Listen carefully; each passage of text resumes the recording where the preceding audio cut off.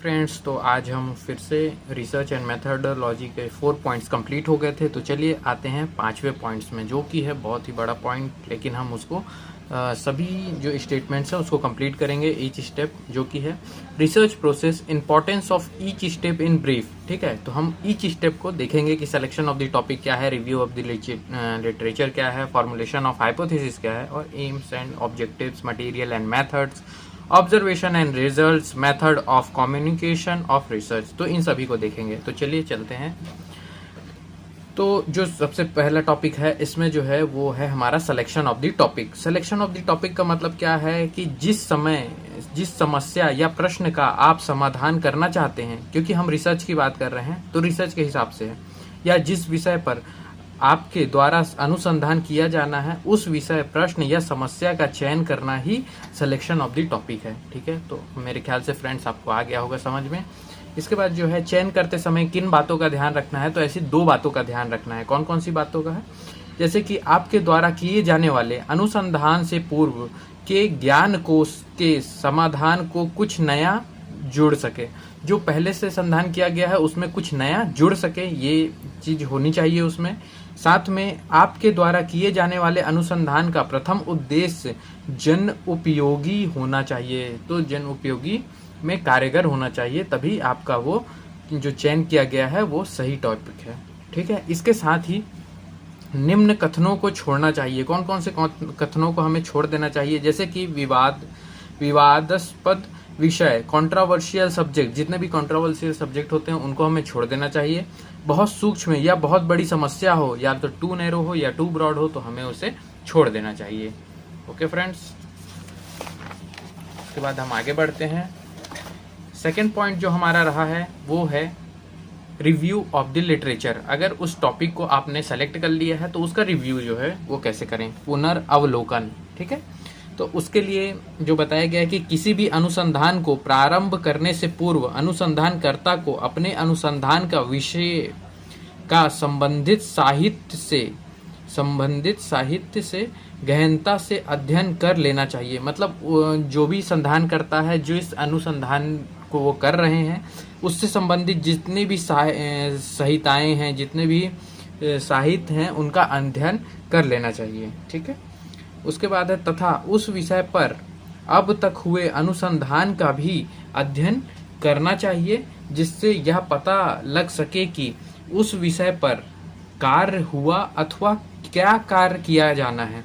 मतलब कितना कार्य हुआ है और कितना कार्य बचा है, या कितना कार्य और किया जाना है। तो ये भी हमें उस विषय पे जो अनुसंधान कर रहे हैं उनको करना चाहिए। साथ में अनुसंधानकर्ता को समय समय पर प्रकाशित होने वाली जर्नल्स को, पेपर्स को, रिसर्च को, आर्टिकल को, एसेट्रा को भी अध्ययन करना चाहिए। जितने भी जो हमारे जर्नल्स होते हैं, जो पेपर्स होते हैं, या रिसर्च आर्टिकल जो भी होते हैं, उन सभी को, उन पेपर्स को हमें समय समय पर जो प्रकाशित होते हैं उनको अनुसंधानकर्ता को इनका भी अध्ययन करना चाहिए। ठीक है फ्रेंड्स, उसके बाद जो है हमारा तीसरा पॉइंट है फॉर्मुलेशन ऑफ हाइपोथेसिस। हाइपोथेसिस का मतलब हो गया परिकल्पना करना। ठीक है, तो परिकल्पना करने का क्या मीनिंग है यहाँ पे? तो देखिए, जो टॉपिक सिलेक्शन है एवं उस टॉपिक के लिटरेचर रिव्यू के पश्चात उस टॉपिक के समाधान सहित अपने रिसर्च के टॉपिक जिसकी सत्यता सिद्ध करनी है उसको कथन के रूप में लिखना हाइपोथेसिस है। मतलब आपने जो टॉपिक सेलेक्ट किया है और उसका जो आपने रिव्यू किया है, साथ ही उस के साथ जो आपने सत्यता सिद्ध की है, जो टॉपिक आपने लिया है उसके समाधान के साथ उसकी सत्यता को सिद्ध किया है, उस पे एक कथन लिखना ही हाइपोथेसिस है। मतलब आपने पूरा करके उसके बाद उस पर एक कथन छोटा सा लिखा है, उसी को हम हाइपोथेसिस कहते हैं। कथन रूप में लिखना ही हाइपोथेसिस कहलाता है। एक परिकल्पना एक अनुसंधान के लिए एक विवरण है। ठीक है, ये एक विवरण है। जैसे कि एग्जाम्पल के रूप में देखें तो आयरन जो होता है उसको आईएम रूट, ठीक है, इंट्रामस्कुलर रूट के द्वारा दिए जाने पर ओरल रूट की तुलना में कम प्रभावी होता है। तो इस चीज को, एग्जाम्पल को सुनिएगा कि परिकल्पना कहने का मतलब है कि एक हाइपोथेसिस, मतलब उस बारे में जो आपने दर्शाया है उसकी सत्यता को बताना, और जो है ये जो एग्जाम्पल है उसको देखिए, तो आयरन जो होता है उसको हम ओरली लें तो वो ज़्यादा प्रभावी होता है, जबकि आईएम लेते हैं तो कम प्रभावी होता है। इसको ये हाइपोथेसिस के कहलाता है, ठीक है, एज एन एग्जाम्पल। इसके बाद जो है हमारा फोर्थ पॉइंट हमारा कौन सा था, तो AIIMS and objectives. AIIMS and objectives की बात करें तो एम्स का मतलब होता है उद्देश्य और ऑब्जेक्टिव्स का मतलब होता है समाधान। एम्स का तात्पर्य है कि उन इच्छित परिणामों से होता है जिनको कि अनुसंधानकर्ता प्राप्त करता है, ठीक है, प्राप्त करना चाहता है, मतलब वो कुछ पाना चाहता है, कुछ प्राप्त करना चाहता है, वो कहलाता है एम। एक मजबूत या प्रभावशाली अनुसंधान प्रस्ताव वह कहलाता है जिसमें एम की संख्या 2 या 3 होती है। प्रत्येक एम को प्राप्त करने के ऑब्जेक्टिव्स एक से अधिक हो सकते हैं, मतलब जो ऑब्जेक्टिव्स हैं, जो उसके उद्देश्य हैं, वो ज़्यादा हो सकते हैं, जो साधन हैं वो ज़्यादा हो सकते हैं, जबकि जो उद्देश्य है वो भी 1 से 2 होनी चाहिए अगर अनुसंधान मतलब प्रभावशाली और मजबूत हो तो। अब ऑब्जेक्टिव्स क्या कहलाता है, तो देखिए ऑब्जेक्टिव्स का मतलब होता है साधन। उद्देश्यों की पूर्ति हेतु ऑब्जेक्टिव्स के निर्धारित प्रायोगिक क्रमबद्ध चरण होते हैं जिसके माध्यम से एम को प्राप्त किया जाता है। मतलब ये वह साधन है जिसके माध्यम से हम एम या उद्देश्य को प्राप्त करें, जो हमारा उद्देश्य है उसको हम प्राप्त करें, उसी को हम कहते हैं ऑब्जेक्टिव्स। इसके बाद जो है हमारा जो ई नंबर या 5वें नंबर का जो पॉइंट है वो है मटेरियल एंड मेथड। मटेरियल का मतलब होता है सामग्री और मेथड मतलब विधियां। मटेरियल, अनुसंधान में जितनी भी रोगी शामिल किए जाएंगे वे समस्त रिसर्च के मटेरियल कहलाएंगे। ये एज एन एग्जांपल लिया गया है कि मटेरियल का मतलब आपको क्या समझना है। तो देखिए अनुसंधान के लिए अगर जितने भी हम रोगी को ले रहे हैं, उन जो रोगी शामिल हुए हैं वो क्या कहलाएंगे रिसर्च में, मटेरियल का कहलाएंगे, ठीक है। जैसे कि ग्रुप ए में 16 पेशेंट, ग्रुप सेकंड में 8 पेशेंट। मेथड या कार्यविधि या विधि, तो ये जो है जिस विधि से अनुसंधान को शामिल रोगियों का एवं उनमें प्रयुक्त औषध का अध्ययन किया जाएगा वह मेथड कहलाता है, ठीक है।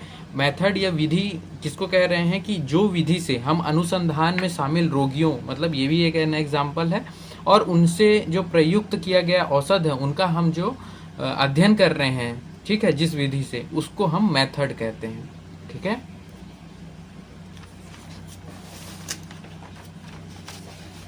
इसके बाद जो हमारा एफ नंबर का पॉइंट है या फिर हमारा जो है ऑब्जर्वेशन एंड रिजल्ट, जो नेक्स्ट पॉइंट है हमारा ऑब्जर्वेशन एंड रिजल्ट, अवलोकन एवं परिणाम। तो अवलोकन मतलब ऑब्जर्वेशन कौन करेगा, तो जो अनुसंधान करता है वो परीक्षण से पूर्व एवं पश्चात में तुलनात्मक अध्ययन ही ऑब्जर्वेशन करना है। जितने भी पूर्व में और पश्चात में जो भी रिजल्ट आने वाला है या रिजल्ट के पहले हमने परीक्षण करता जो है वो पूर्व में और पश्चात में तुलनात्मक अध्ययन कर ले। जैसे कि एक एग्जाम्पल में कि सैथिल में परीक्षण हेतु औसत देने के पूर्व एवं पश्चात जांच करके तुलना करना, ठीक है। क्या क्या, जैसे कि क्या क्या हम उसमें तुलना कर सकते हैं कि वेट कितना हुआ, अगर सैथिल्य है मतलब कोई फैट आदमी है, ठीक है, तो उसमें हम अगर फैटी पर्सन है तो उसमें हम क्या क्या चीज़ें वेट नाप सकते हैं पूर्व में औसत देने के और पश्चात में, या परसेंटेज ऑफ बॉडी फैट या फिर कोलेस्ट्रॉल कितना रहा उनका। उसके बाद हमारा आता है लास्ट जो है इसी में सेकंड जो है वो है रिजल्ट। ऑब्जर्वेशन के माध्यम से अनुसंधान के पूर्व एवं पश्चात से जो डाटा प्राप्त होता है उनका विश्लेषण करने के पश्चात यह पता करना है कि किया गया औसत परीक्षण सकारात्मक था अथवा नकारात्मक था, उसे रिजल्ट कहते हैं। मतलब अगर वह सकारात्मक था, मतलब क्या वह जो हमने परीक्षा की है औसत दे करके, क्या वो हमें जो एम हमने बनाया था वो प्राप्त हुआ या फिर नहीं हुआ, तो वो सकारात्मक एवं नकारात्मक ही रिजल्ट कहलाता है। परिणाम को सिग्निफिकेंट वैल्यू से दर्शाया जाता है, ठीक है। तो परिणाम जो होता है उसको हम सिग्निफिकेंट वैल्यू से दर्शाते हैं। इसके बाद जो है मेथड ऑफ कम्युनिकेशन, ठीक है। मेथड ऑफ कम्युनिकेशन में कौन कौन से मेथड ऑफ कम्युनिकेशन के लिए क्या क्या, कम्युनिकेशन मतलब हम कैसे कम्युनिकेट करते हैं, तो उसके लिए कॉन्फ्रेंस रखा जा सकता है, लोकल हो सकता है, ठीक है, जोनल हो सकता है, नेशनल हो सकता है, इंटरनेशनल हो सकता है। प्री एंड पोस्ट वर्कशॉप कर सकते हैं हम, presentation as a guest lecture बुला सकते हैं, ओरिएंटेशन रख सकते हैं, डिबेट्स कर सकते हैं, publishing their articles in journals में हम आर्टिकल को पब्लिश कर सकते हैं, या various continuous and medical education programmes में हम भाग ले सकते हैं। तो इस प्रकार जो है हमारा ये जो पॉइंट है ये कंप्लीट हुआ। अब इसके बाद जो है हमारा नेक्स्ट पॉइंट जो 6वें नंबर का पॉइंट है वो पॉइंट है रिसर्च टूल्स, जिसमें कि रोल ऑफ प्रमाण जो है एज रिसर्च टूल पूछा गया है। ठीक है, तो ये जो 6 नंबर का पॉइंट है ये थोड़ा लॉन्ग है, इसको देखते हुए चलेंगे। ठीक है, तो देखिए, these are research material that are necessary to perform research. ठीक है, ये जो होते हैं ये नेसेसरी होते हैं ताकि हम रिसर्च को परफॉर्म कर सकें। All earlier ancient science include Ayurveda has adopt mainly following method to increase a knowledge. उन्होंने बहुत सारे जैसे कि क्या क्या एक्सपेरिमेंटल किया, ऑब्जर्वेशनल किया, या इन्फरेंशियल जो है वो किया। तो इन 3 प्रकार के उन्होंने अडॉप्ट किए। ठीक है, जिसके वजह से हमें नॉलेज में वृद्धि मिली। ठीक है, इंक्रीज, ताकि हम इंक्रीज कर सकें नॉलेज को। Ayurveda has its own research methodology, जो कि है पंच अनुमान। ठीक है, उन्होंने पंच अनुमान का बताया। ठीक है, आयुर्वेदा में, जो कि है प्रतिज्ञा, जिसका मतलब है हाइपोथेसिस, हेतु सपोर्टिव थ्योरी,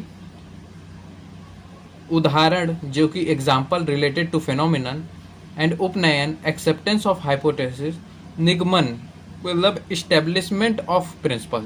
तो इस प्रकार इन्होंने 5 जो है आयुर्वेद में ये ओन रिसर्च मेथडोलॉजी बताई गई है। लेकिन यहाँ पे प्रमाण आया है, और प्रमाण का मतलब होता है प्रूफ करना। ठीक है, प्रमाण का मतलब means proof. To search the root cause of disease and to design the treatment plan, acharyas have given the tool of knowledge known as pramana. ठीक है, मतलब हम जो है प्रूफ करना कि किसी चीज़ में जो है उन्होंने to search the root cause of disease, मतलब डिजीज़ का जो रूट कॉज है उसको पता करना, साथ में उसका ट्रीटमेंट प्लान करना, ये सब जो टूल ऑफ नॉलेज दिया गया है आचार्यों के द्वारा, उसी को हम प्रमाण कहते हैं। ठीक है, प्रमाण जो होता है can be considered as scientific tool of research in Ayurveda. They are useful in rogi and रोगी परीक्षा। ठीक है, ये जो होता है ये यूजफुल होता है रोगी और रोगी परीक्षा में, और ये साइंटिफिक टूल है रिसर्च ऑफ आयुर्वेदा का। ठीक है, एशियंट इंडिया टेक्स्ट से 6 प्रमाण होते हैं। उन्होंने क्या क्या बताया? प्रत्यक्ष, अनुमान, उपमान, अर्थापत्ति, अनुपलब्ध और शब्द। इस प्रकार 6 जो हमारे एशियंट इंडियन टेक्स्ट जो बताते हैं उसमें 6 प्रमाण बताए गए हैं। पर अकॉर्डिंग टू चरक, जो कि हम मानते हैं अकॉर्डिंग टू चरक, उन्होंने 4 प्रमाण बताए हैं, जो कि हैं आप्तोपदेश, प्रत्यक्ष, अनुमान, युक्ति। आप्तोपदेश मतलब जो कि ऑथोरेटिव स्टेटमेंट्स होते हैं, प्रत्यक्ष मतलब डायरेक्ट परसेप्शन, अनुमान मतलब इंटरफेरेंस, युक्ति मतलब लोकल रीजनिंग या लोकल रीजनिंग। प्रत्यक्ष एंड अनुमान हेल्प फॉर डायग्नोसिस, जो हम देखते हैं और जो हम अनुमान लगाते हैं वो डायग्नोसिस के लिए होता है, जबकि आप्तोपदेश और युक्ति ट्रीटमेंट के लिए हेल्प करता है हमें। अब जो है हम एक एक करके ये जो 4 बताए गए हैं, तो ये लॉन्ग क्वेश्चन में अगर ये टूल पूछे जाते हैं रिसर्च टूल, तो आपको आप्तोपदेश मतलब ये चारों को डिफाइन करना पड़ेगा। तो हम एक एक करके देखेंगे। आप्तोपदेश, इसका मतलब होता है तत्र आप्तोपदेश नाम आप्तवचनम, मतलब आप्त का मतलब होता है लर्नड पुरुष, जिन्होंने लर्न किया है सभी चीज़ें। उपदेश मतलब एडवाइस, उन्होंने जो एडवाइस किया।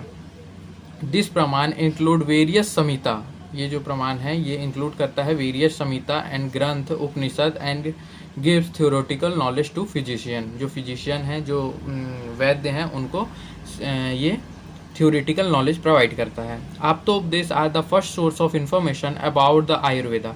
आप्तोपदेश ही फर्स्ट सोर्स ऑफ इंफॉर्मेशन है किसका? आयुर्वेदा का। A written or verbal statement is most powerful instrument for transmitting knowledge. ये ट्रांसमिटिंग नॉलेज मतलब ट्रांसफर करने के लिए नॉलेज एक से दूसरे आदमी के लिए ये रिटन या फिर verbal knowledge most powerful instrument है। The etiology, science and symptoms, diagnostic criteria and treatment of the disease are known through आप्तोपदेश। इन सभी चीज़ का यहाँ तक etiology, science, symptoms, diagnostic criteria, treatment of disease, सभी चीज़ें हमें मिलती हैं आप्तोपदेश से। quality and quality and indication of various drug are such accepted by the consultant as they are described in text। मतलब जो क्वालिटीज़ हैं या इंडिकेशन हैं ड्रग्स के वो बताए गए हैं कंसल्टेंट द्वारा, वो सभी चीज़ें टेक्स्ट पे हमको मिलती हैं। ठीक है,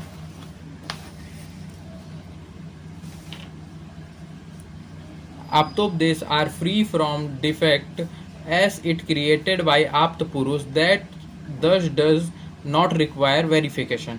तो आप्त पुरुष जो होते थे वो फ्री फ्रॉम डिफेक्ट, मतलब कोई भी डिफेक्ट या कोई भी ऐसी चीज़ें नहीं बताते थे जिनमें कुछ त्रुटि हो। ठीक है, और वो ये जो क्रिएट करते थे आप्त उपदेश, वो आप्त पुरुष के द्वारा बताया जाता था। तो इनमें जो है कोई भी वेरिफिकेशन की ज़रूरत नहीं पड़ती है। इसके बाद है प्रत्यक्ष प्रमाण। प्रत्यक्ष प्रमाण जो होता है वो इंद्रियार्थ सन्निकर्षात् जन्य ज्ञान प्रत्यक्षम। ठीक है, सन्निकर्ष जन्य ज्ञान प्रत्यक्षम मतलब knowledge acquired by communication between इंद्रिय एंड अर्थ इज कॉल्ड प्रत्यक्ष। ठीक है, जो कि हम देखें इंद्रिय द्वारा और उसका अर्थ समझें। ठीक है, कम्युनिकेशन बिटवीन इंद्रिय एंड अर्थ, उसी को हम प्रत्यक्ष कहते हैं। आत्म इंद्रिय मनो अर्थात नाम सन्निकर्षात् प्रवर्तते। Knowledge acquired by interaction between earth मतलब ऑब्जेक्टिव्स, इंद्रिय मतलब सेंस ऑर्गन, मन मतलब माइंड और आत्मा मतलब सोल, इनके द्वारा ही जो नॉलेज एक्वायर्ड किया जाए उसको प्रत्यक्ष कहा गया है। ठीक है, मतलब नॉलेज एक्वायर्ड करने के लिए इन चारों चीज़ों को होना जरूरी है, अर्थ, इंद्रिय, मन और आत्मा। इसके बाद है pratyaksha pramana is simply that seen by our eyes, जो आप आंखों से देखते हैं, sound heard by our ears, odour received by nose, sound मतलब जो सुनते हैं, ऑर्डर मतलब जो हम नोज से स्मेल करते हैं, touch felt with our skin, skin से जो टच सेंसेशन लिया जाता है, या taste sense by our tongue. This tool is used to a great extent by physician in examination of patient, inspection, palpation and etc. ठीक है, इसके बाद जो है इट हेल्प इन रोग परीक्षा एंड रोगी परीक्षा एंड रोग परीक्षा बाय फॉलोइंग वेज, जैसे कि 10विध परीक्षा, अष्टविध परीक्षा और षड्विध परीक्षा जो होते हैं उनमें ये काम आते हैं प्रत्यक्ष प्रमाण। इसके बाद आता है अनुमान। अनुमान जो है उसमें बताया गया है कि अनुपश्चात आत्ममीयते ज्ञायते इति अनुमाना। मतलब अनु मतलब होता है आफ्टर, मान मतलब होता है कॉग्निशन, कॉग्निशन मतलब mental process of acquiring knowledge. ठीक है, डेफिनेशन इसका लेंगे तो it is indirect knowledge which is based on influence gained from prior perception. मतलब उस जगह पे हमें अपनी बुद्धि का जो हमने गेन किया हुआ है पहले से, उससे हम इनडायरेक्ट नॉलेज की प्राप्ति करते हैं। जैसे कि inferring fire by observing smoke, smoke देख करके फायर का पता लगाना है। टाइप जो होते हैं वो 3 होते हैं, जैसे कि पूर्ववत अनुमान, शेषवत अनुमान और सामान्य अनुमान। इस प्रकार जो होते हैं 3 प्रकार के अनुमान बताए गए हैं, जिसमें कि जो पहला पूर्ववत, it lead from the cause to effect and can be correlate with coherent study, design and prospective study. इसको जो है प्रोस्पेक्टिव स्टडी कहा जाता है। ठीक है, ये जो होता है ये cause to effect and can be correlate coherent, ये जो होता है ये कॉज से इफेक्ट की ओर जाता है, जबकि इसमें आप देखेंगे शेषवत अनुमान में कि ये को रिलेट करता है कंट्रोल डिजाइन को, जबकि ये कोहेरेंट स्टडी डिजाइन को रिलेट करता था, जबकि ये जो करता है ये करता है कंट्रोल डिजाइन को, क्योंकि ये शेषवत है जो बचा हुआ है, इसलिए इसको रेट्रोस्पेक्टिव स्टडीज कहते हैं। सामान्यवत किसे कहते हैं, जो दोनों में सिमिलरिटीज देखे, and the inference based on similarity. ठीक है, जो रिसेंबल जो भी सिमिलरिटी मिलेगी उसे हम सामान्य तो अनुमान कहा जाता है। इम्पोर्टेंस क्या है इसका, तो important source of knowledge in the field of diagnosis, help in selection of drug in patient. मतलब इन सब चीज़ों के लिए हमें अनुमान की जरूरत पड़ती है। युक्ति, युक्ति देखेंगे तो युक्ति का मतलब होता है to join or to bring together. ठीक है, it is one that buddhi perceives as knowledge which is obtained from the combination of various causative factor. ये जो होती है, ये बुद्धि हमारी जो होती है वो परसीव करती है एज ए नॉलेज, और ये मिलता है हमें कब ऑब्टेन होता है, combination of various causative factors से, ठीक है। Yukti is described as trikalik means it is valid for present past and, युक्ति जो होता है वो डिस्क्राइब करता है त्रिकालिक, ठीक है। त्रिकालिक का मतलब होता है जो प्रेजेंट, पास्ट और फ्यूचर में भी हो, ठीक है। इसके बाद है ये हेल्प करता है फुलफिलमेंट ऑफ ह्यूमन लाइफ के लिए, क्योंकि युक्ति जो होती है उसके द्वारा ही आप ह्यूमन लाइफ में बहुत सारी युक्तियाँ लगाई जाती हैं। जैसे कि इसमें एक श्लोक है, बुद्धि पाशयंती या भवान बहु कारण योग जान युक्तिस्त्रिकला सा गेया वर्ग साध्यते यजा। इस प्रकार जो है ये युक्ति का एक श्लोक है जिसको कि हम लिख सकते हैं। इसमें भी इम्पोर्टेंस क्या है कि युक्ति जो है वो play an important role in diagnosis and treatment in certain condition where there is involvement of multiple doshas and symptoms are not much clear. जहाँ पे ज़्यादा डोज और सिम्टम्स नहीं मिल रहे हैं वहाँ पे हम अपनी युक्ति लगा सकते हैं। युक्ति help in determining on event are effect and it's correlation with their positive factor.